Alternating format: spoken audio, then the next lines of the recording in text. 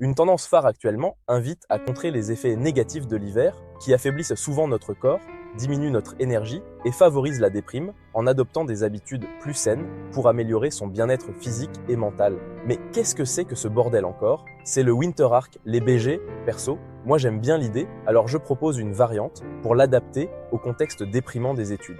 Bref, voici 10 règles à suivre pour réussir votre Winter Arc intellectuel et vous assurer de tout défoncer au partiel. Commençons, règle numéro 1, planifiez vos journées. Bon, ça c'est la base. C'est archi important de planifier ses journées pour mieux structurer son travail, gérer son temps et éviter d'être submergé par trop de tâches. Cependant, il ne faut pas surcharger son emploi du temps avec une liste interminable, car cela peut engendrer beaucoup de frustration et vous démotiver. Il est important d'être réaliste en se fixant des objectifs atteignables. Enfin bref, pour résumer, planifier ses journées est crucial pour suivre ses progrès, identifier ses lacunes et les corriger efficacement. Ensuite, règle numéro 2, apprendre ses cours selon un process bien établi. Beaucoup d'étudiants essaient d'apprendre leurs cours par cœur passivement, mais en vrai, c'est long et pas forcément efficace. Il vaut mieux se contenter d'apprendre par cœur les plans de vos cours et lire 3 ou 4 fois chacun de ces cours. Et vous aurez la sensation d'avoir appris vos cours par cœur. Selon Hermann Ebbinghaus, le philosophe et physicien allemand à qui l'on doit les travaux sur la mémoire et la courbe de l'oubli, notre cerveau a besoin d'au moins 3 répétitions à des intervalles réguliers pour assimiler une nouvelle information. C'est le processus de consolidation par répétition espacée. En lisant au moins 3 fois votre cours, votre cerveau va identifier les informations qui s'y trouvent comme importantes et va faire plus d'efforts pour les retenir. Bon, la partie relou arrive. La première lecture doit être rapide, en survolant le cours, ce n'est pas grave si tout n'est pas compris. C'est comme avec un album de musique. La première lecture, c'est la première écoute, celle qui te permet de découvrir l'univers de l'album et de l'artiste. Lors de cette étape, on ne se focalise pas encore sur les paroles et leur structure.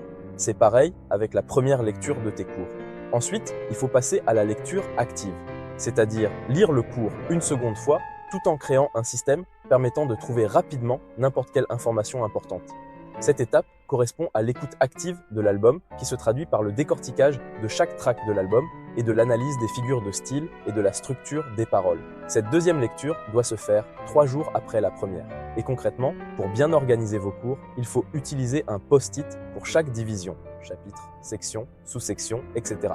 Surligner chaque concept clé et leurs exemples.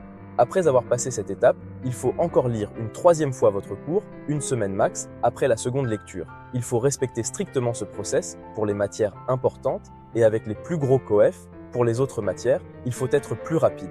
Enfin bref, ce process d'apprentissage peut vous sembler long, mais c'est super efficace. Règle numéro 3, s'entraîner tôt pour mieux apprendre ses cours. Parce que oui, c'est important de s'entraîner pour vérifier si on connaît ses cours, mais il faut surtout le faire pour apprendre et assimiler ses cours. Parce que apprendre ses cours, c'est facile, alors que l'assimiler, ça c'est difficile. Beaucoup font l'erreur d'attendre d'avoir parfaitement compris leurs cours avant de s'entraîner. Ne faites pas cette erreur, il faut s'exercer dès que possible pour assimiler ses cours et pour utiliser parfaitement les concepts développés dans ses cours. Et surtout, il ne faut pas avoir peur de se tromper, parce que apprendre, c'est aussi comprendre pourquoi on s'est trompé pour ne plus se tromper. Et pareil, les entraînements doivent être différents selon qu'il s'agit de matières à TD ou non. Par contre, dans tous les cas, il faut utiliser au max des corrections. Pour les matières avec TD, il faut d'abord préparer les séances et noter parfaitement les corrections ou les récupérer. Ensuite, il faut refaire chaque séance dans les conditions des examens. Pour les matières sans TD, il faut s'entraîner avec les annales d'examen des années précédentes et si vous arrivez à trouver des corrections, c'est encore mieux.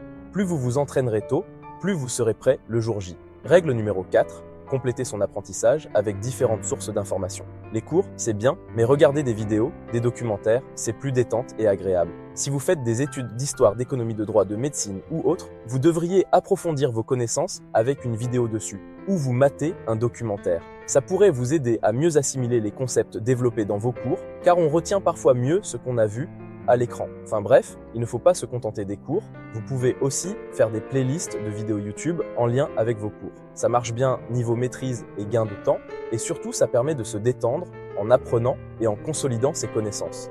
Règle numéro 5, se créer un environnement propice à la réussite.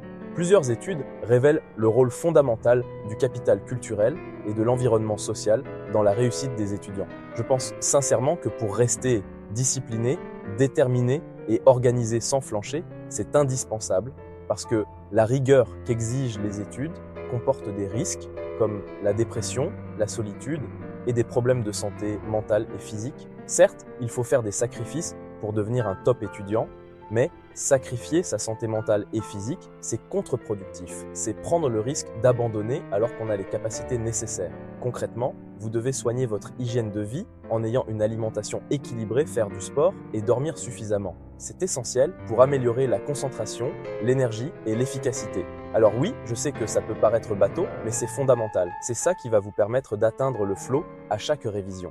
Petite précision au cas où, le flow c'est ce moment où tu atteins un niveau de concentration intense à tel point que tu peux oublier de manger et te reposer. Ensuite, le sport est indispensable puisqu'il favorise la détente, la concentration et la réflexion. Alors vous n'êtes absolument pas obligé de vous buter à la salle. 30 minutes de marche quotidienne 3 fois par semaine, c'est suffisant. Vous pouvez ajouter des séances d'autres sports, mais dans ce cas, choisissez un sport qui vous plaît. Mais dans tous les cas, faites vos séances lorsque vous êtes le moins efficace dans vos révisions, de préférence le matin ou l'après-midi. Ensuite, pour éviter la déprime et le burn-out, avoir une vie à côté de vos études, c'est indispensable. Il ne faut jamais oublier que nous sommes des animaux sociaux. Certes, s'enfermer pour se développer intellectuellement, c'est nécessaire, mais il faut également côtoyer des personnes positives pour rigoler, réviser et décompresser. Enfin, les gars et les sœurettes, il ne faut surtout pas négliger les pauses et les jours off, car c'est essentiel pour maintenir un équilibre entre travail et détente. Devenir un top étudiant ne se limite pas à travailler sans relâche, il faut aussi prendre soin de sa santé mentale en intégrant des moments de relaxation, de loisirs et d'activités sociales. Sans ces moments de détente, vous risquez de vous épuiser mentalement et de perdre en efficacité. Paradoxalement, les pauses et les jours off permettent de devenir un monstre de régularité, car vous apprendrez plus vite après avoir rechargé vos batteries. La fréquence des pauses et des jours off dépend uniquement de vous. S'agissant spécialement des pauses, certains vous diront de prendre une pause de 10 minutes après chaque heure de travail, mais je pense que si vous êtes dans le flow et que vous êtes archi efficace, il ne faut pas se forcer à prendre une pause. Parce que après la pause, peut-être que vous ne retrouverez plus le même niveau de concentration et d'efficacité. Enfin bref, globalement, il faut se rappeler que prendre soin de soi est aussi une forme d'investissement pour tout défoncer au partiel. Règle numéro 6, levez-vous tôt et dormez tôt. Même si vous n'êtes pas du matin, levez-vous tôt parce que cette simple habitude que vous allez installer va changer votre mental et ça vous permettra de vous dormir plus tôt. Ce qui est l'idéal. Vous n'êtes pas obligé de vous réveiller à 4 ou 5 heures, il suffit d'écouter son corps et choisir des heures de coucher et de réveil stable, même le week-end. Se lever à 7 heures, c'est très bien. Mais levez-vous tôt en prévoyant une tâche à accomplir rapidement, ça peut être des pompes, du gainage ou de la méditation. Ça vous aidera à ancrer cette habitude et à la transformer en routine saine. Je sais qu'au réveil, c'est tentant d'aller sur les réseaux, mais si vous le faites, accordez-vous une limite de temps, genre pas plus de 45 minutes. Règle numéro 7, dormez bien 8 heures et prévoyez 1h30 de détente avant de dormir. Beaucoup de gourous du dev perso ou entrepreneurs à succès comme Elon Musk encouragent le sommeil polyphasique pour prendre de l'avance sur le reste de l'humanité. Bon déjà, je tiens à rappeler qu'Elon n'est pas un exemple absolu, les gars est smart et vraiment inspirant, mais tout n'est pas forcément bon à prendre.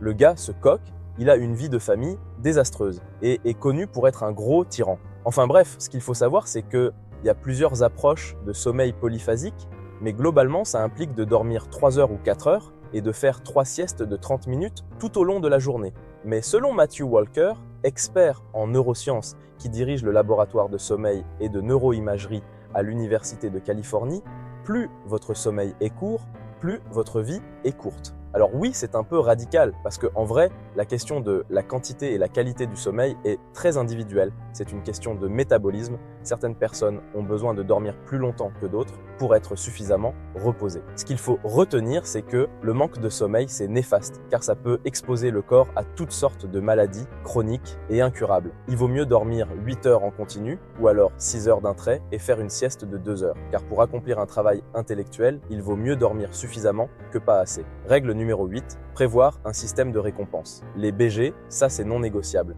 car c'est la clé pour maintenir la discipline et l'organisation et la détermination sur le long terme. C'est un moteur qui permet de rester motivé, surtout lorsque les résultats immédiats ne sont pas toujours visibles. Se féliciter après chaque petite victoire, même si elle semble insignifiante, permet de renforcer les habitudes positives et d'ancrer la réussite dans votre esprit.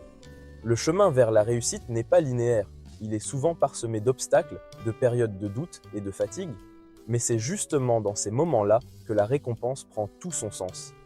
La récompense immédiate que vous vous accordez après une petite victoire crée un cercle vertueux qui vous incite à continuer, même quand les choses se compliquent. Bon, puisque les partiels sont proches, accorde-toi chaque semaine ou une fois toutes les 2 semaines la récompense d'aller boire un verre avec tes potes, d'aller au resto ou ciné avec votre copine-copain ou de profiter d'un massage. Enfin bref, accordez-vous un moment de détente quoi. Par contre les BG, si vos partiels sont en janvier, oubliez le nouvel an. Déjà c'est surcoté de fou. Oubliez les soirées en général parce que c'est trop de temps perdu pour récupérer de sa gueule de bois. L'été, c'est fait pour ça.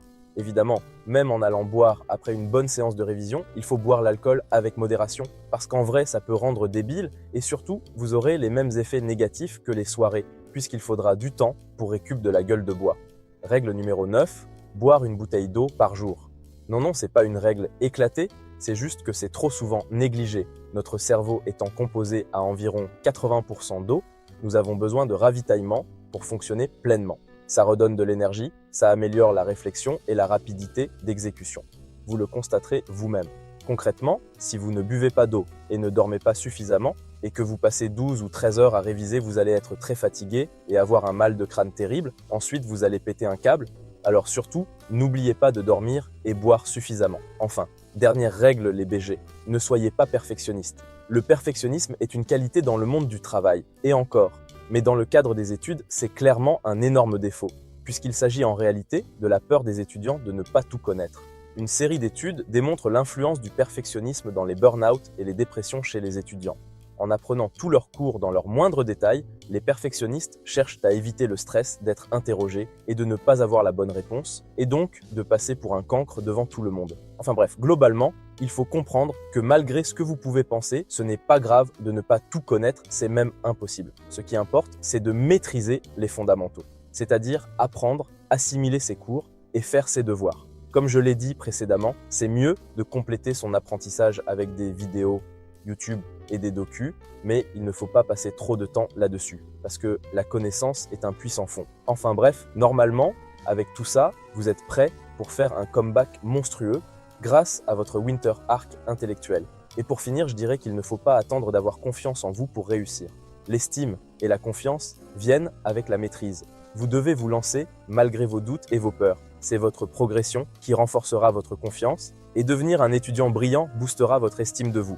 Bon, je sais que beaucoup ne vont pas l'appliquer, mais pour ceux qui appliqueront ces règles, je vous dis par avance, de rien.